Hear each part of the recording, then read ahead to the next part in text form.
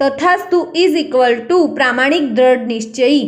यानी कि हम गीता पढ़कर समझे हैं, यदि मैं संकल्प करूंगा और प्रामाणिकता यानी ईमानदारी से निश्चय करके उस पे काम करूंगा, प्रयत्न करने लगूंगा, तो जितनी भी शक्ति कम पड़ती है वह सारी शक्ति भगवान देंगे ही। यानी उसी पे भगवान तथास्तु कहेंगे। मैं जो सोचती हूँ, समझती हूँ और मानती हूँ, उसी पे भगवान तथास्तु कह रहे हैं। यह अर्ध जागृत मन की शक्ति को ज्यादा से ज्यादा जानने के लिए ही हमने यह ग्रुप बनाया है। हमारे ग्रुप में हमने जो प्रामाणिकता की व्याख्या बनाई है वह है कि खुद को प्यार करने की शुरुआत करना, यानी नियमित कसरत, प्राणायाम और श्रेष्ठ पठन करना। और गीता जी जो भगवान ने खुद कही है, उससे अच्छा श्रेष्ठ पठन कौन सा हो सकता है। इसलिए हम नियमित गीता पढ़ते हैं और दूसरों को भी पढ़ने के लिए कहते हैं।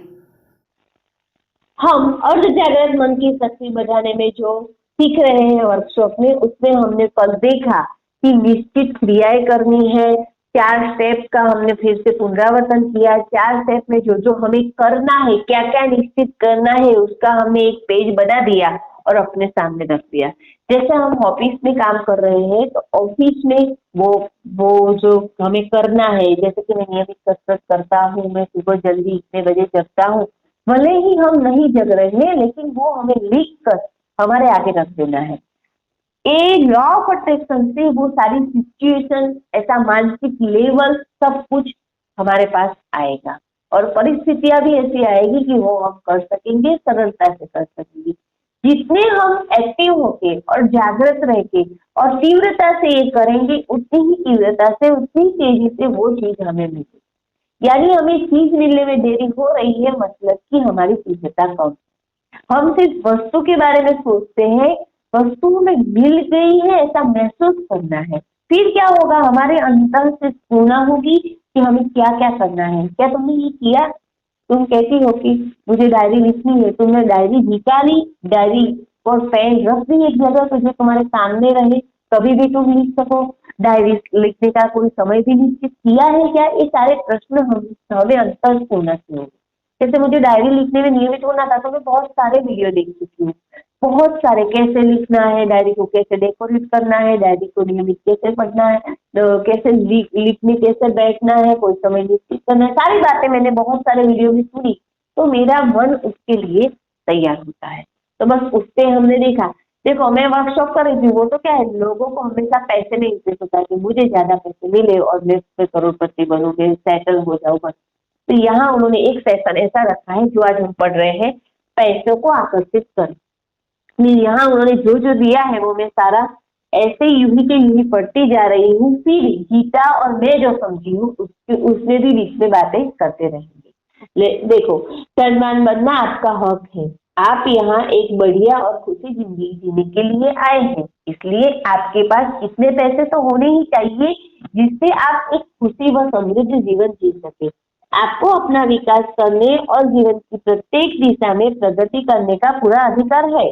आपका जीवन सुंदरता और वैभवता से भरा हुआ होना चाहिए। बहुत से लोगों की जिंदगी में पैसा नहीं होने के कारण यह भी होता है कि वह पैसों को सम्मान नहीं करते। एक दूसरा कारण यह भी है कि बहुत से लोगों की यह मान्यता होती है कि गरीब बने रहने में ही बहुत सारे फायदे हैं। ऐसा सभी मान्यताएं व्यक्ति को जन्म से ही प्रोग्रामिंग की गई होती है अथवा जीवन में किसी खराब अनुभवों से हो जाती है। गरीबी में ही मजा है, चाहे पैसे आएंगे तो व्यक्ति बिगड़ जाएगा, ऐसे जो लोग सोचते हैं वो गलत है। कभी भी पैसों को पाप की जड़ नहीं मानना चाहिए। अगर आप ऐसा मानते हैं तो पैसा पंख लेकर उड़ जाएगा। याद रखें कि जिस चीज का आप अपमान करेंगे वह चीज आप खो देंगे।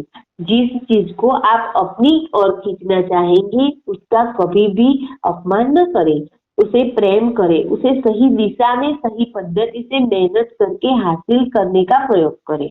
इससे अगर आप धनवान बनना चाहते हैं तो निम्नलिखित में से कोई भी मान्यता आप में नहीं होनी चाहिए। कौन सी मान्यता नहीं होनी चाहिए? जो देखो, मुझे अधिकार नहीं है, पैसा बहुत ही खराब है, पैसा पैर पर नहीं उगता है, मैं गरीब हूँ परंतु अच्छा हूँ, धनवान लोग चोर होते हैं, हमेशा कर्ज में डूबा रहूंगा, मैं हमेशा कर्ज में डूबा रहूंगा, मैं कभी पैसा इकट्ठा नहीं कर सकूंगा, मैं पैसों के जाल में ही फंसना ही नहीं चाहता हूँ, मैं इतने सारे पैसे नहीं मांग सकता, मुझे कभी अच्छी नौकरी नहीं मिलेगी, एक पैसा बचाया मतलब एक पैसा कमाया, मुझ में पैसा कमाने की योग्यता नहीं है, मेरे माता पिता गरीब थे इसलिए मैं भी गरीब रहूंगा, जो लोग बेईमानी करते हैं पैसा उन्हीं के पास आ सकता है, ये सारी गलत चीजें हैं, ये मान्यता यदि आप रखते हैं तो उसे आज से छोड़ देना।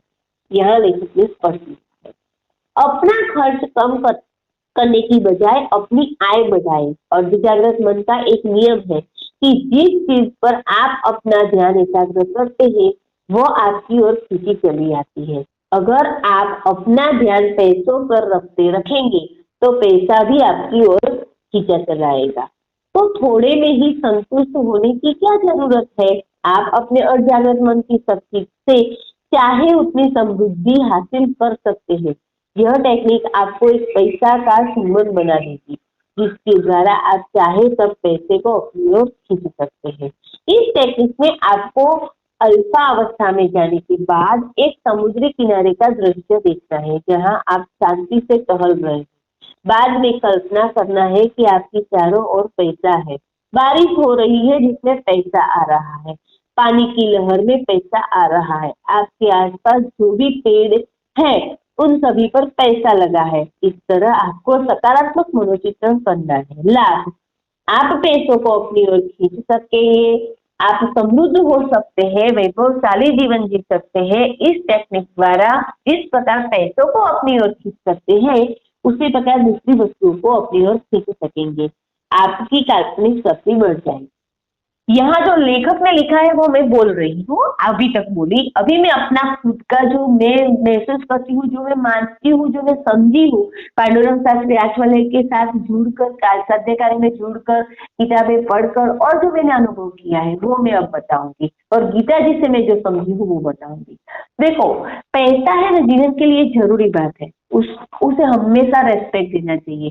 और कई बार दादाजी बोलते हैं कि जो धनवान है ना वो भगवान के लाड़के बच्चे होते हैं, तो वो भले ही गलत है लेकिन उनको ऐसे वैसे मत समझिए, क्योंकि भगवान किसी को बिना हक के कुछ भी नहीं देता है। कई बार हम ऐसा सोचते हैं मूर्ख लोगों को भगवान कितना देते हैं, भगवान बुरे लोगों को ही देते हैं, भगवान हमेशा ऐसा ही करते हैं। ऐसा नहीं होता है, उनका हक का ही उन्हीं को मिला होता है। भले वो बुरे हैं तो उनके बुरे कर्म के फल भी उन्हें मिलेंगे ही, लेकिन अभी जो उनके साथ अच्छा हो रहा है वो उनके अच्छे कर्म का है, उनके पास पैसे हैं जो उनके अच्छे कर्म के हैं, उनके हक के हैं। वो पूरा मेरा कॉन्सेप्ट क्लियर हुआ है गीता जी पढ़ के और पांडुरंग शास्त्री आचवले जी को सुन। मेरा एक कॉन्सेप्ट है, मैं हमेशा पैसे को रेस्पेक्ट करती हूँ और ऐसा ही मानती हूँ कि मेरे पास सारी अनुकूलताएं हैं और मैं हमेशा आर्थिक समृद्ध हूँ, ऐसे फीलिंग्स रखती हूँ। और एक बात तो है, जब हमें सारी अच्छी बातें होती है ना तब उसकी कदर हमारे पास नहीं होती है, जब जो चीज नहीं होती है उसको हम ज्यादा मिस करते हैं। जैसे हमारे साथ जो लोग जुड़े हैं, मम्मी है, पापा है, भाई है, बहन है, पति है, पत्नी, जो लोग एक दूसरे से जुड़े हुए हैं, तो जब वो साथ में होते हैं तब उनकी कदर नहीं हम लोग करते, फिर वो दूर जाते हैं तो उनको मिस करते हैं, ये बार बार होता है। लेकिन मैं ऐसा करती हूँ कि जो मुझे मिला है उससे मैं हमेशा खुश रहती हूँ। तो लोग मुझे प्रश्न पूछते हैं, आप हमेशा स्माइलिंग, अभी आपके पास तो इतनी तकलीफ है, आप इतनी तकलीफ में है तो भी आपके मुंह पे तो दिखता ही नहीं आप बीमार हो। कभी मैं बीमार होती हूँ, मेरे शायद मेरी गॉड गिफ्ट है, मैं ऐसा दिखाना नहीं चाहती, मैं ऐसा कभी ट्राई नहीं करती हूँ कि सामने वाले को पता नहीं चले, लेकिन ये होता है। तो गीता जी पढ़ के ये स्पिरिचुअलिटी आती है हमारे जीवन में, मेरा ऐसा मानना है। अभी 89 टाइम हुआ, अभी 90 भी मैच चल रहा है हमारा, गीता फिर से शुरू हुआ। रोज के हम 10 श्लोक करते हैं, रोज के 10 श्लोक से 5 मिनट लगती है। और ऐसे हमें कोरोना से शुरू किया है, जब कोरोना आया तब से एक ग्रुप बनाया है जब जो फ्रेंड्स का, तो उसमें हम 9वीं बार अब गीता चालू कर रहे हैं। मैं तो सालों से पढ़ रही हूँ, तो एक लमसम मैं बोल रही हूँ कि मेरा 90 भी बार हुआ, शायद 100 से भी ज्यादा हो गया होगा, लेकिन 90 तो हुआ ही है, ऐसा कंफर्म दिख रहा है। कितनी बार पढ़ा वो महत्व का नहीं है, हम जीवन में लाए, नित्य निरंतर करते हैं, वह महत्व है गीता जी में। अभी हम पैसे की बात कर रहे थे, तो देखो मैं ऐसा मानती हूँ खुद कि अभी मैं क्या है कि भगवान ने मुझे जो अनुकूलताएं दी है उसका उपयोग कर रही हूँ। अभी मेरे पास थोड़ा समय निकल रहा है, मैं एक स्वतंत्र हूँ तो अपने हिसाब से अपना काम कर सकती हूँ। तो मैं गर्वी की गीता चैनल मैंने बनाई, गीता जी पढ़ सकती हूँ, उसके लिए भी जो मेरे पास अनुकूलताएं हैं, तो जो अनुकूलता आ रही है उसका सही में उपयोग करना है। तो आर्थिक समृद्धि भी मेरे पास है, तो मैं यही मानती हूँ कि जैसे कोई गरीब इंसान होता है वो कुछ अच्छा बनने का प्रयत्न करता है, कुछ अच्छी चीजें जीवन में लाने हैं, अच्छी गुण लाने हैं, इसके लिए प्रयत्न करता है, तब उसे बहुत दिक्कत होती है। लेकिन भगवान का निश्चित है कि वो दिक्कत में से जैसे जैसे वो प्रयत्न करता जाएगा, प्रामाणिकता से प्रयत्न करता जाके उसकी ओर अनुकूलता चली आएगी, यानी संकल्प से सिद्धि। संकल्प करके हम प्रामाणिक प्रयत्न करते हैं तो भी मिलेगा। तो आर्थिक समृद्धि भी यही है कि हम यदि प्रामाणिक प्रयत्न करते हैं तो भगवान सोचे कि चलो अगले जन्म में इसको बिल्कुल तकलीफ नहीं हो, तो हमें पूरी फैसिलिटी दे लेते हैं। लेकिन तब जब हमने पावरफुल मन नहीं बनाया होगा तो क्या होता है कि हम भोग में घुस जाते हैं। जैसे ज्यादा पैसे हैं, नौकर चाकर है, कुछ करना नहीं है और हमारे जीवन का ध्येय नहीं है कि अध्यात्म में आगे बढ़ना है, अपने आप को खुद को जानना है, ये कुदरत को जानना है, अपने मन को प्रसन्न रखना है, फिर क्या होता है हम भोग में जुट जाते हैं। कोई चीज मिले तो अच्छा लगता है, कोई चीज नहीं मिले तो नहीं अच्छा लगता, ऐसे ऐसे हम बिखर जाते हैं। लेकिन यदि हम प्रामाणिक प्रयत्न करेंगे, अच्छे और भगवान ने जैसे बताया ऐसा जीवन जीने की प्रयत्न करेंगे, तो भगवान हमें आर्थिक समृद्धि देते हैं। और फिर हमने अपना मन पावरफुल नहीं बनाया होगा, मानसिक लेवल नहीं होगा, तो फिर हम उसमें उलझ जाएंगे, पैसे में उलझ जाएंगे, फिर दूसरा जन्म उसी के हिसाब से होगा जैसा जीवन जिया है। तो ये मेरा कॉन्सेप्ट क्लियर है, गीता पढ़ के मैंने आपको मेरी भाषा में सरल शब्दों में समझा दिया।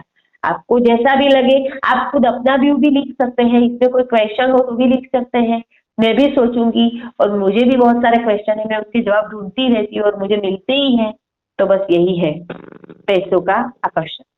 आज यही सोचेंगे कि क्या मैंने भगवान के मुताबिक जीवन जीने का प्रयत्न किया है, प्रामाणिकता से किया है, तो भगवान आर्थिक समृद्धि एवं सारी समृद्धि मुझे देगी। सिर्फ आर्थिक समृद्धि कुछ नहीं है, मानसिक समृद्धि चाहिए। कई गरीब हो गए लोग इतने बिना मगज बिना बुद्धि के ऐसे मुंह को इंसान पैदा हो जाता है, चलो बच्चा, तो वो उसके पास सारी फैसिलिटी होती है लेकिन उसके पास दिमाग ही नहीं है, तो ऐसा भी होता है। तो मानसिक समृद्धि भी बहुत है, शरीर की वेल्थ भी बहुत है। तो ये सब हम सोचेंगे और समृद्धि के बारे में सोचेंगे। आज का यही विषय रहेगा।